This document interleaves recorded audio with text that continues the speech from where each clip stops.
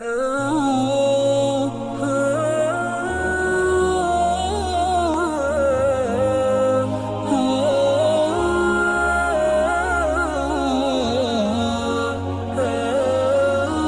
رہا تھا کہ دیکھو باپ کے دل میں بھی محبت اولاد کی بہت زیادہ ہوتی ہے. تبھی آپ دیکھیں بیٹیوں کی جب شادیاں نہیں ہوتی تو باپوں کو برین ہیمریج ہوتا ہے, اکثر ماں کو نہیں ہوتا.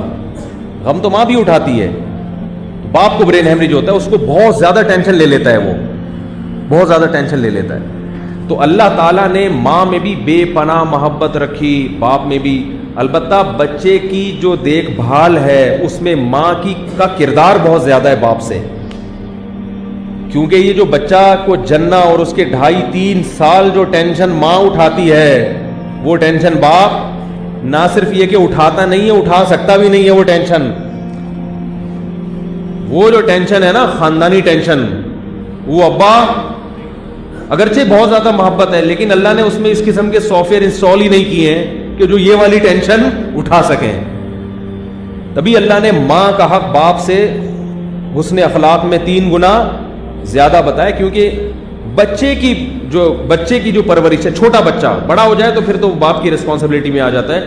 چھوٹے بچے کی تربیت میں ماں کا دخل اور ماں کی محنت بہت زیادہ نہیں, بہت زیادہ ہوتی. جا کے دیکھ لیا کرو اپنے بچوں کو, تمہاری بیویاں کیسے پالتی ہیں, ان کو اندازہ ہو جائے گا.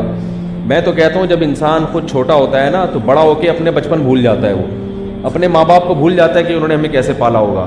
تو اپنے بچوں کو دیکھ کر اپنی ماں کو یاد کیا کرو کہ جیسے تمہاری بیوی اس بچے کو پال رہی ہے نا, کل تمہاری ماں نے بھی تمہیں اسی طرح سے پالا ہے. تو اور پھر ماں کے لیے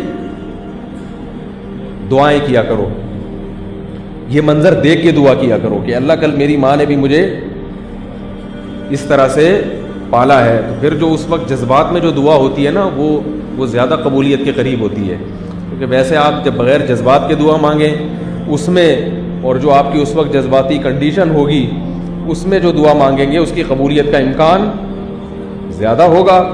اور پھر اس میں جو ماں ہے اس سے محبت بھی بڑھتی ہے انسان کو, اور اس کا حق ادا کرنے کے لیے بھی پھر سوچتا ہے. وہ اگر زندہ ہے تو خدمت کرے گا, مر گئی تو اس کے لیے صدقات و خیرات کرے گا, دعائیں کرے گا.